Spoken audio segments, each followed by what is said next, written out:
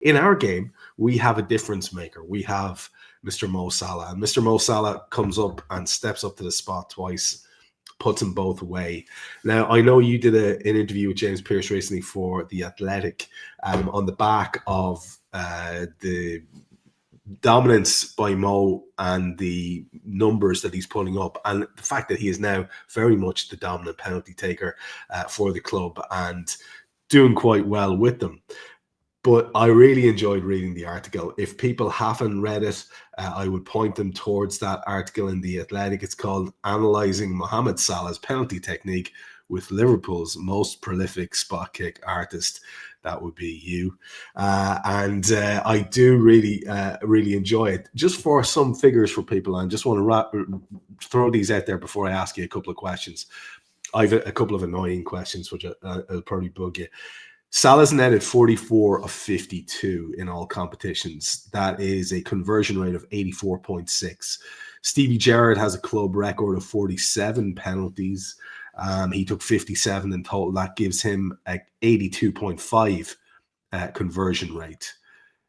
Mr. Jan Molby, however, scored 42 out of 45. Now, I remember in our very first interview, I think you queried a figure. So I just want to leave that open to you. But that is a 93.3% conversion rate in the spot kicks you took between 85 and 95. My first question to you is, I was a massive red in the days when you were striding around in the jersey. I remember several occasions where there were penalties and you were on the pitch, and you allude to it here, like someone else fancied it. Maybe it was rushy. Maybe he's, whatever. Maybe he needs a goal for get back in the flow of things. But I know you've left at least 10, maybe 15 penalties behind you that you could have taken. I'm right there, right? Yeah, you are absolutely right, Trevor. Because I look at some of the players I played with at Liverpool. I think John Barnes during his time at Anfield took 14 penalties. Mark Walters took a number of penalties. I even remember Mike Mars taking penalties, and obviously John Aldridge, which in fairness was in the majority of the time when I was out injured, but he took 18 penalties during his time at Liverpool. And that was the same time as me, isn't it? So, yeah.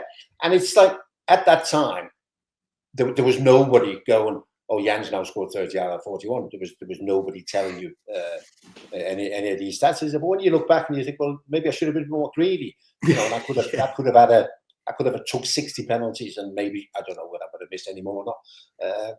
But it's strange with the penalty things, Trevor, because I am reluctant to think 42 out of 45 is unbelievable, because I think it should have been 45 out of 45, because I just have this. No, but it's not.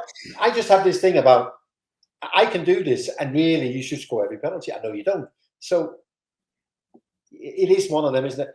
If I'd scored all of them, I'd have gone, yeah, I can, the fact that I have 3 saved, it's a bit like, really? I mean, that's too many. That's 1 every 15. So I don't know. You've got a really interesting take on the mentality of it, and you say this in all modesty. Look, it was a thing I could do. It was something I could offer to the team that other players could not, and that's a fact. It's famously some of the most prolific strikers in the club's history don't want to bar taking penalties. That's just how it is. So it is very much a mentality thing. So with that in mind, my second question to you is this. I really loved the phrase that you used. You were talking about how for a left footer, as he's facing the goal, the corner to the bottom right is what you called home. And for you, it was the far side. So for a right-footed taker, the bottom left corner, as you're looking at it, is home. Would you just explain to people what that means? I'm sure they'll know, but just to expand on it a bit. Well, it's sort of a comfort, isn't it, Trevor? It's where it feels most natural for a right footer to strike a ball, yeah, which is sort of going with it, where you even protect the technique a little bit with your body. Because when you go the other way, when a right footer goes that way or left footer goes that way, you sort of open up a little bit and you lose a bit of control because you open up your body and you sort of side from it that way, isn't it? So you lose a little bit of control. And I always come back to left-footed penalty takers, and only for the sheer reason because when I played with Johan Cruyff, and Johan Cruyff used to say, I don't like left-footed penalty takers. He said, because if they have to go to the goalkeeper's right, they open up too much and they're too easy to read. So every time a left-footed penalty taker miss a penalty, I go, Cruyff told me years ago they can't take penalties. That's not quite true. There's been some great left-footed penalties, but it's sort of, you know, obviously because I took penalties, you're also interested in other people that take penalties, you know. So probably the most famous in England is Matt Letizia because of his incredible penalty record. But people like Bruno Fernandes now interested in him, and his record is okay. Alan Shearer, the way he took penalties, he lost a bit of control because he used to smash a lot of them. And I generally thought this, Trevor, that Cole Palmer might just outdo all of us because of the way he takes penalties. And lo and behold, yesterday, it was saved that the Leicester goalkeeper, the Danish goalkeeper, Mads Hermansen, saved his penalties. So, and I generally thought, Cole Palmer, I can't see this boy missing a penalty, you know, because he's so calm, so in control. But maybe it is a bit more difficult, Trevor, not in terms of technique, because it is the one thing in football, isn't it, where you're left on your own. It is a bit like playing darts, and nobody can interfere, you know. But then the pressure comes, doesn't it? You know, and I guess in the end, the pressure, like you mentioned before, you mentioned a penalty to Ian Russ at the peak of his Liverpool career. He'd run a mile. You know, I'm not taking that. You're stupid. I'm not taking penalties. You know, Kenny Dalglish. I mean, all these. You know, I mentioned John Barnes before. John Barnes took whatever he took, but I don't recall John Barnes being a great penalty taker. You know, so I don't know. Trevor. I mean, we all have something, don't we? Luckily, we all have something. You know, a lot of the time it's different. The psychology of it, though, is fascinating. And you said in your piece here that it's probably a little bit tougher, perhaps. And I think that you might have been being a bit generous. But you did say it might be a bit tougher for players in the current setup with the VAR checks and the fact that it can go on so long. You talked about being on your own. So you're on your own for a longer period of time. To the extent now that we have patented techniques where a teammate will go and hold the ball for a while and distract attention away by look at me and then hand the ball to the taker at the last minute. So this is another sort of added layer in the psychology that a modern day footballer has to think of. And I'm sure a big part of the psychology and the left-footed thing, the little piece of wisdom you got from Cruyff back in the day, it can't be helped by that Mo Salah run-up, because that throws me every single time. You talk about opening your body up. But I think, and I could be wrong here, because you kind of allude to it here, I'm pretty sure in your piece, I had to speed read it just before I got in, but I think you allude to the fact that he's actually doing that a little bit differently. It seemed a bit more out of control, but he is actually disguising where he's going to hit the ball as opposed to telegraphing it by doing that sideways run-up. Is that fair to say? Have you noticed a change in that in terms of the execution? Yeah, so we sat through his penalties, the penalties he took for Liverpool. And the first thing, Trevor, I noticed, he doesn't look at the goalkeeper. So right. The goalkeeper is almost irrelevant. I have a feeling, and I'm only guessing here, you know, I almost have a feeling that, so we played on Saturday against Southampton. Mo will now, up to the PSG game, decide how he's going to take a penalty if we get one. And he will maybe practice that leading up to that game, so he knows exactly what he's doing and he makes him comfortable with this is what I'm going to do. Whereas me, Cole Palmer, definitely, Bruno Fernandes, definitely, we relied on first and foremost the goalkeeper moving. Whereas I think Mo just concentrates on the ball and he knows exactly where he's going to put it. And he's practiced maybe from game to game where he goes, today it's going to go there on the left or right or high, whatever.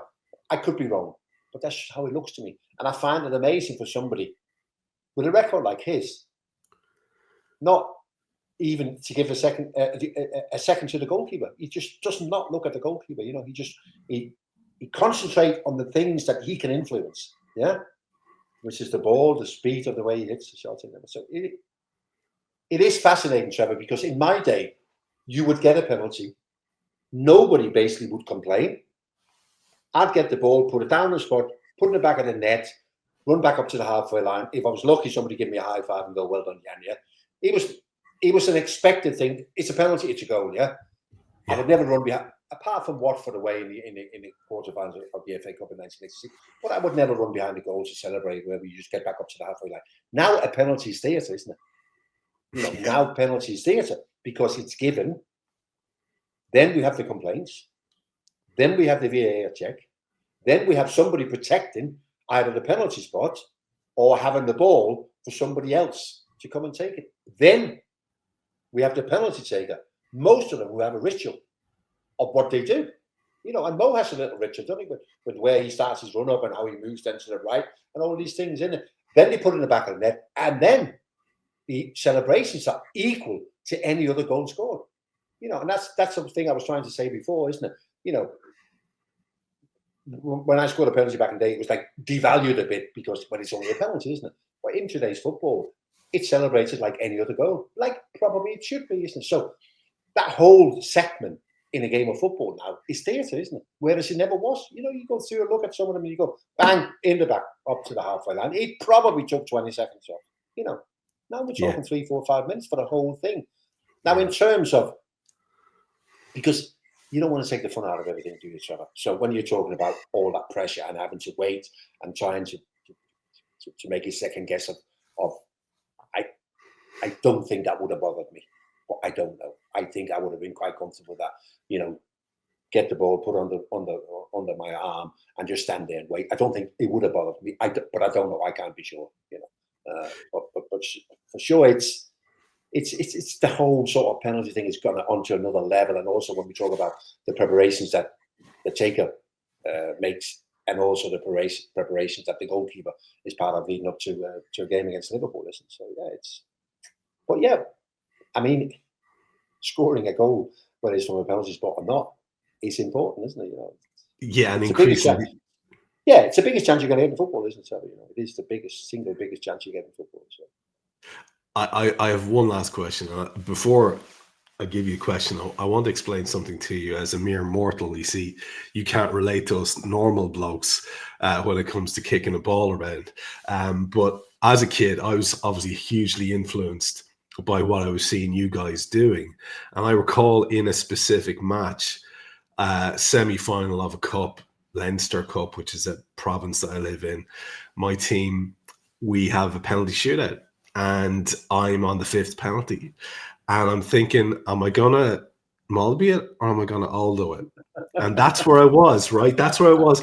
That's the question I was asking me. Now, you're talking about watching the keeper's legs. Fucking no chance, man.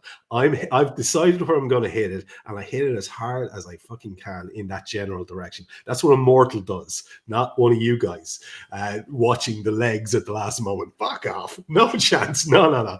So in the end, I made a fucking very bad decision, and I ended up Aldoing it. For me, that meant you walk up and you hit it with the instep or just the inside of your foot as hard as you can, and you sort of, John often used to put them to his right and sort of middle height just inside the post. And I had some success with that. Now, I was blessed it went in, but I didn't hit it right. It was a fluke.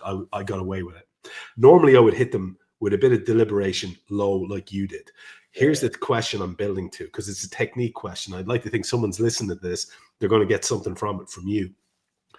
Whatever else about, deciding where you're going to go or deciding what your run-up is going to be like, et cetera, or deciding in advance where you're going to put it.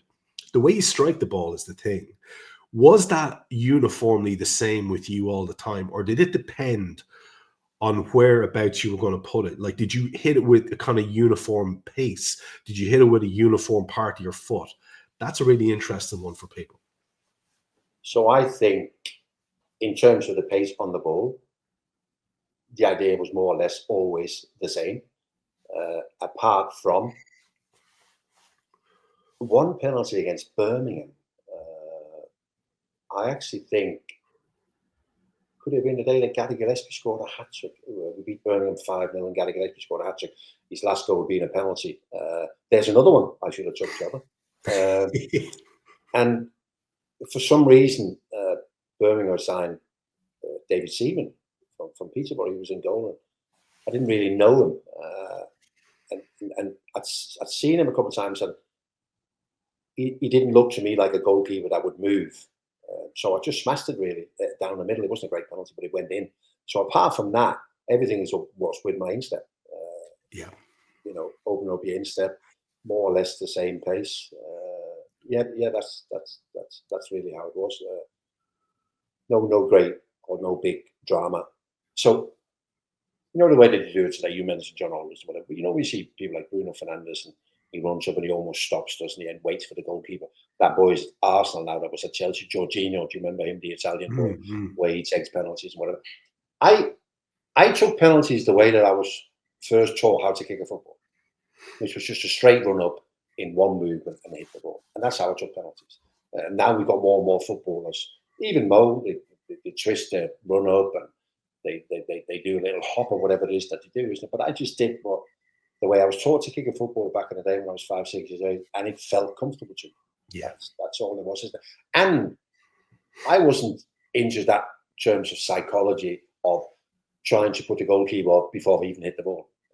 You know, I was quite comfortable with that 1 second drama of me hitting the ball and the goalkeeper going either way. That would be enough for me. And I didn't need to try and kill him in any other way. I felt comfortable that it'll be okay without all that.